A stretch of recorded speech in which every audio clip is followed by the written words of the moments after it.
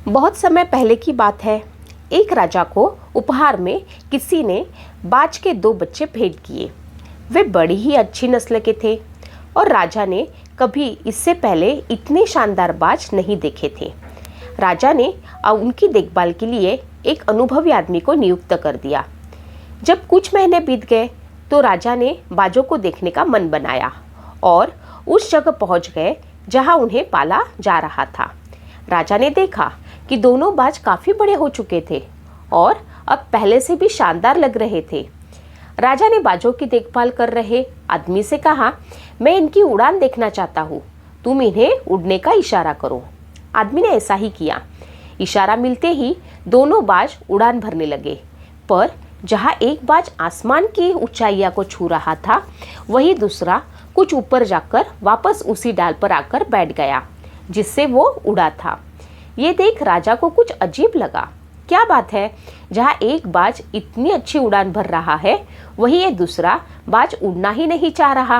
राजा ने सवाल किया, जी हुजूर, इस बाज के साथ शुरू से यही समस्या है, वो इस डाल को छोड़ता ही नहीं। राजा को दोनों ही बाज प्रिय थे और वो दूसरे बाज को भी उसी तरह उड़ना देखना चाहते थे। अगले दिन पूरे राज्य में ऐलान करा दिया गया कि जो व्यक्ति इस बाज को ऊंचा उड़ाने में कामयाब होगा, उसे ढेरों इनाम दिया जाएगा। फिर क्या था, एक से एक विद्वान आए और बाज को उड़ाने का प्रयास करने लगे, पर हफ्तों बीत जाने के बाद भी बाज का वही हाल था। वो थोड़ा सा उड़ता और वापस डाल पर आकर बैठ जाता। फिर एक दिन कुछ अनोखा हुआ। राजा ने देखा कि उसके दोनों बाज आसमान में उड़ रहे हैं। उन्हें अपनी आंखों पर यकीन नहीं हुआ और उन्होंने तुरंत उस व्यक्ति का पता लगाने को कहा जिसने ये कारनामा कर दिखाया था। वह व्यक्ति एक किसान था। अगले दिन वह दरबार में हाजिर हुआ।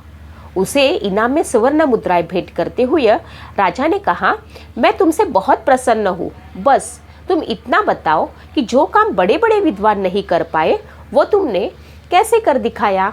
मालिक, मैं तो एक साधारण सा किसान हूँ, मैं ज्ञान की ज़्यादा बातें नहीं जानता।